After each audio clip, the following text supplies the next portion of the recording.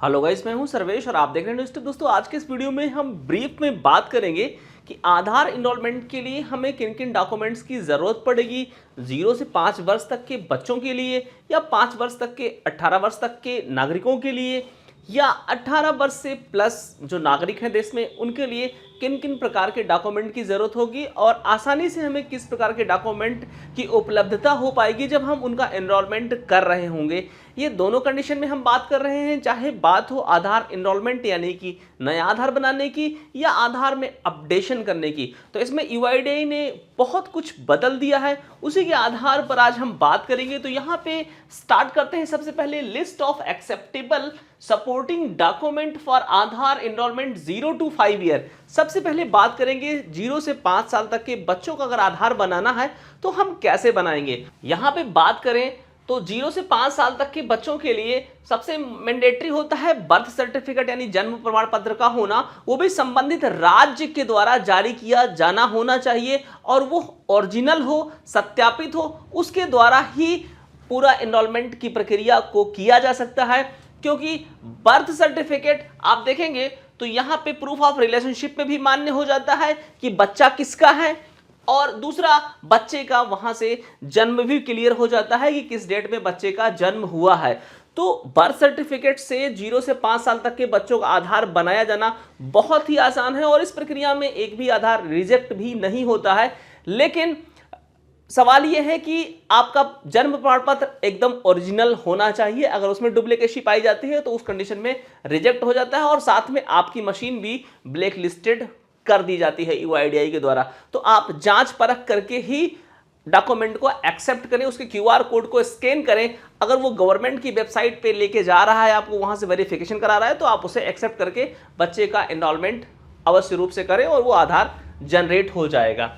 तो ये रहा 0 से 5 तक के वर्ष के बच्चों के लिए जन्म प्रमाण पत्र मैंडेटरी हो गया है, और एचओएफ बेस पे आप आधार बना सकते हैं। थोड़ा आगे बढ़ते हैं। अगर by the way HOF base पे आधार नहीं बनाया जाना है, डॉक्यूमेंट बेस पे बनाया जाना है, इन केस एचओएफ ही नहीं है, कभी कभी बहुत सारे ऐसे केसेस हो जाएंगे कि बच्चे के माता पिता ही नहीं होंगे, कोई अनाथ बच्चा होगा और वो देश का ही नागरिक है, भारत में ही उसका जन्म हुआ है, तो उस कंडीशन में certificate issued on UIDAI standard certificate format, UIDAI standard certificate format से भी बच्चे का नामांकन किया जाना संभव है। और इस कंडीशन में UIDAI standard certificate format POI proof of identity और प्रूफ ऑफ एड्रेस दोनों में मान्य हो जाएगा। लेकिन यूआईडीआई स्टैंडर्ड सर्टिफिकेट फॉर्मेट अब केवल 0 से 5 वर्ष तक के बच्चों के लिए ही मान्य है।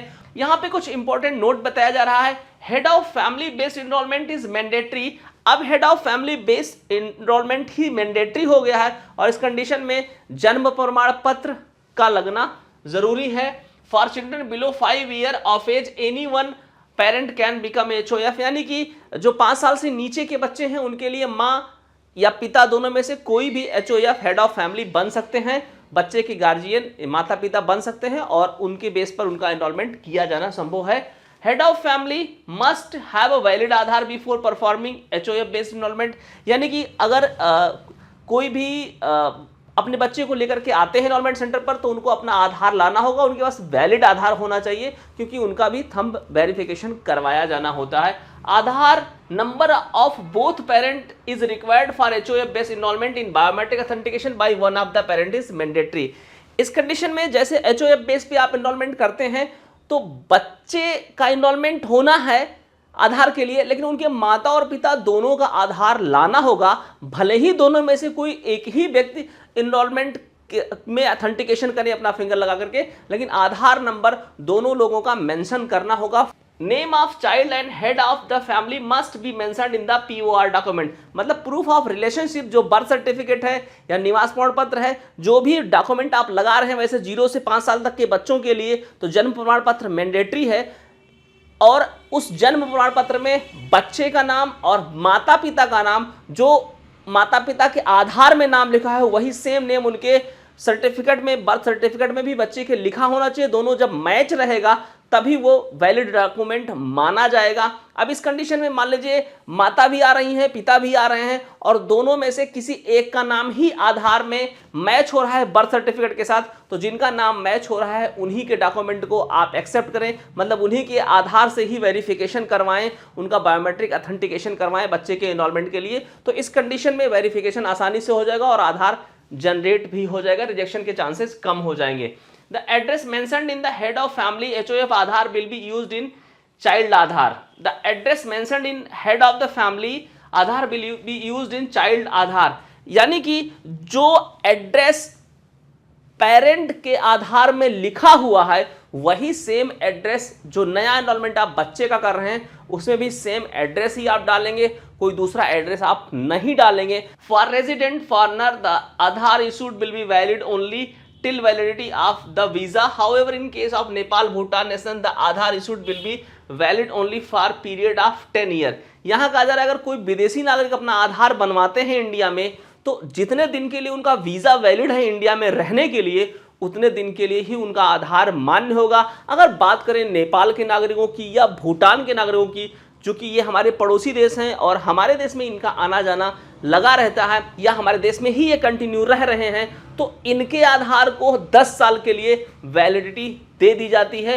तो ऐसे नागरिक जो भूटान या नेपाल के हैं उनके आधार कार्ड की वैलिडिटी 10 साल की हो जाती है और वो फॉरनर यानी NRI बेस पे उनका एनरोलमेंट इंडिया में किया जाता है। HOF is encourage to provide any of the below mentioned proof of identity POI document issued in name of child. जो HOF हैं उनको अपना कोई डॉक्यूमेंट प्रेजेंट करना होगा, बच्चे के साथ उनका रिश्ता क्या है उसके लिए वो इंडियन पासपोर्ट दे सकते हैं बच्चे का, जिसमें बच्चे का नाम और माता पिता का नाम भी मेंशन हो, रिलेशनशिप भी क्लियर हो रहा हो। Photo identity card certificate with photograph issued by central government, state government like domicile certificate, resident certificate etc।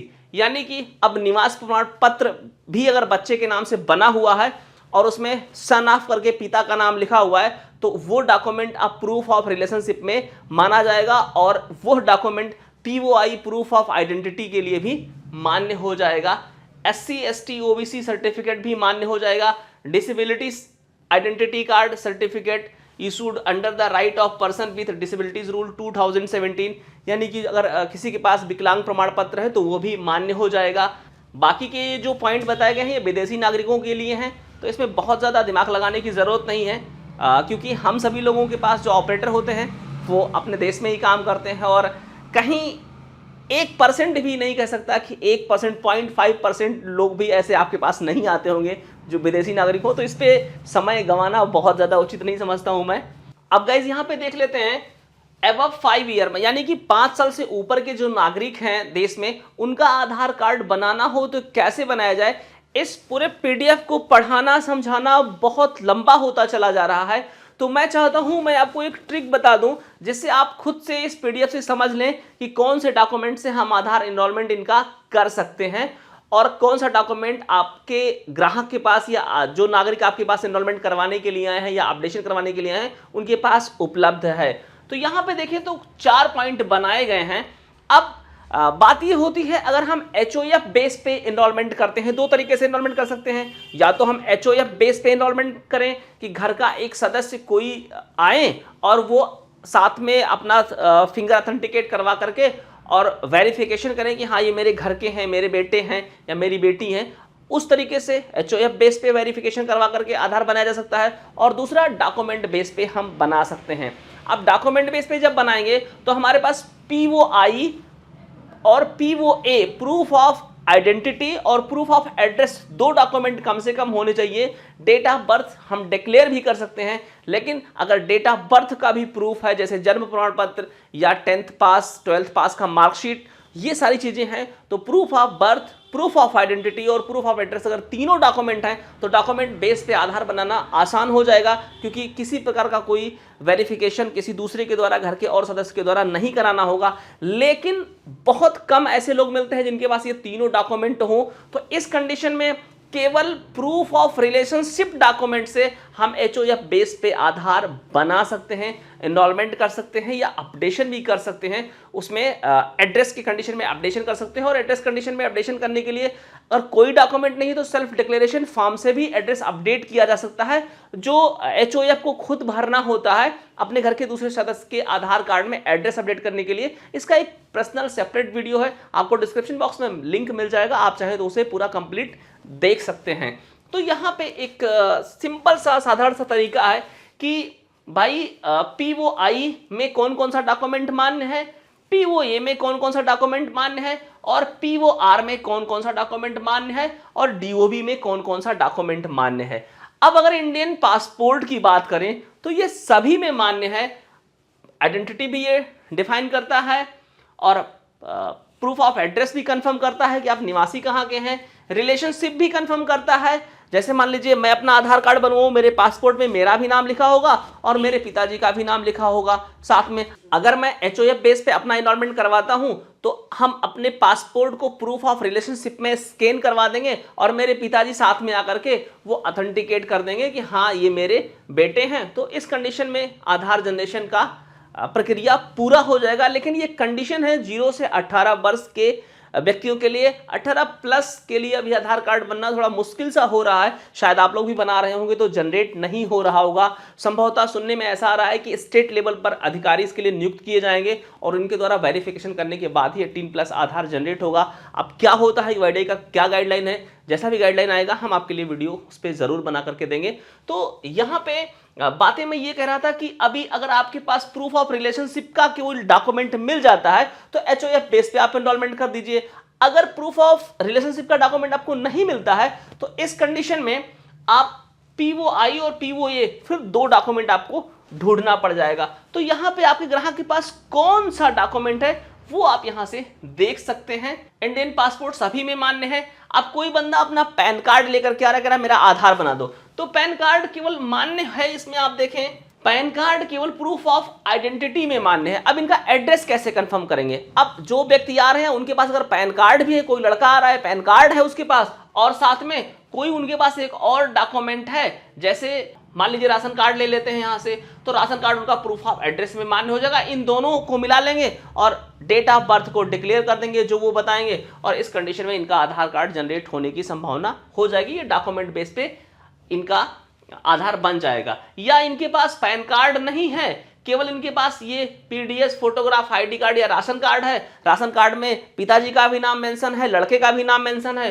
तो राशन कार्ड ये प्रूफ ऑफ रिलेशनशिप में भी कंफर्म हो जाएगा। तो इस कंडीशन में इनसे बोलिए कि घर के एक नागरिक, घर के एक और व्यक्ति को ले आए जो HOF के रूप में अपना ऑथेंटिकेट करवा दें और प्रूफ ऑफ रिलेशनशिप में इसे आप स्कैन करवा दीजिए डॉक्यूमेंट को, तो इस बेस पे आपका आधार जनरेट हो जाएगा। तो HOF बेस पे केवल एक ही डॉक्यूमेंट होता है तब भी आपका आधार बनाया जाना संभव हो जाता है। फिर बात कर लेते हैं वोटर आईडी में। वोटर आईडी में देखिए ये प्रूफ ऑफ आइडेंटिटी भी माना जाता है, प्रूफ ऑफ एड्रेस में भी मान्य हो जाता है। ड्राइविंग लाइसेंस अब केवल प्रूफ ऑफ आइडेंटिटी में माना जाता है, प्रूफ ऑफ एड्रेस में नहीं मान्य होता है। तो ये सारी चीजें हैं। आपको एक आधार को बनाने के लिए प्रूफ ऑफ आइडेंटिटी और प्रूफ ऑफ एड्रेस दोनों देना होता है, साथ में बर्थ के लिए भी डॉक्यूमेंट देना होता है। तो इनमें से आपके ग्राहक के पास कौन सा डॉक्यूमेंट है उसके हिसाब से आप उनसे ले लीजिए और इस तरह से वेरिफिकेशन चेक कर लीजिए। इस PDF का लिंक हम आपको डिस्क्रिप्शन बॉक्स में डाल देंगे और इससे आप पूरा मैच करवा लीजिए जो जो डॉक्यूमेंट हो। अभी बात करें यहाँ पे तो SC ST OBC सर्टिफिकेट यानी जो जाति प्रमाण पत्र होता है वो आप देखें तो आइडेंटिटी को भी कंफर्म करता है, एड्रेस को भी कंफर्म करता है और रिलेशनशिप को भी कंफर्म करता है। तो इस तरीके से ये काफ़ी अच्छा डॉक्यूमेंट होता है। इसे आप ऑनलाइन पोर्टल से किसी भी स्टेट के हों तो अप्लाई करके आप बनवा सकते हैं। जाति प्रमाण पत्र या निवास प्रमाण पत्र जो डोमिसाइल सर्टिफिकेट होता है उसे भी आप यूज कर सकते हैं। यहाँ पे देखेंगे photograph identity certificate with photograph issued by central government, state government like Bhamashah, domicile certificate, resident certificate. तो ये डोमिसाइल मतलब निवास प्रमाण पत्र, इसको भी बनवा लेंगे। तो ये भी अब प्रूफ ऑफ आइडेंटिटी में मान्य होता है, तो इसे भी आसानी से आप बनवा करके proof of identity, proof of address और प्रूफ ऑफ रिलेशनशिप तीनों में ये काम कर जाता है। अगर आप एक नागरिक हैं, अपना आधार कार्ड बनवाना चाहते हैं तो निवास प्रमाण पत्र आप आसानी से बनवा सकते हैं और इसको ले जाकर के अपना आधार आप बनवा सकते हैं। तो इस प्रकार से ये पूरा कंप्लीट लिस्ट है। ये पीडीएफ आपको डिस्क्रिप्शन बॉक्स में मिल जाएगा, आप इसे डाउनलोड करके पढ़ लीजिए। अगर कोई कंफ्यूजन है, किसी भी पॉइंट पे कंफ्यूजन है, तो कमेंट सेक्शन में कमेंट करिए, हम आपको जवाब देंगे। अगर कोई बड़ा मैटर होगा, कोई कंफ्यूजन बड़ा होगा, तो उस पर हम एक वीडियो बना देंगे। अगर वो सेम कमेंट ज़्यादा लोग करेंगे तो फिर आपका सारा कंफ्यूजन क्लियर हो जाएगा। और यहाँ पे भी बहुत सारे पॉइंट्स लिखे गए हैं। Document is accepted as proof of identity, मतलब यहां सीधा कहा जा रहा है, ए पॉइंट का मतलब है कि भाई फोटोग्राफ होगा तभी पीओआई माना जाएगा। भाई फोटो है तभी तो कंफर्म किया जाएगा कि आप ही का फोटो है, आप ही का डॉक्यूमेंट है। प्रूफ ऑफ एड्रेस तभी कंफर्म माना जाएगा जब नेम और एड्रेस रेजिडेंट का उसमें दोनों लिखा हो, तभी माना जाएगा। Document accepted as both proof of identity and proof of address only if contain name, photograph and address of the resident। Same document POI और पीओए में तभी माना जाएगा जब उसमें नागरिक का फोटो भी लगा हो, उनका नाम भी लिखा हो और साथ में उनका कंप्लीट एड्रेस भी लिखा हो। ये सारे पॉइंट यही सारा कुछ क्लियर करते हैं। कुछ भी कंफ्यूजन हो कमेंट सेक्शन में कमेंट करिए, फिर से वीडियो बनाऊंगा। आशा करता हूं आज का ये वीडियो आपको पसंद आया होगा। पसंद आया है तो चैनल को सब्सक्राइब करना, वीडियो को लाइक करना मत भूलिएगा। मिलूंगा किसी और वीडियो में, तब तक के लिए जय हिंद।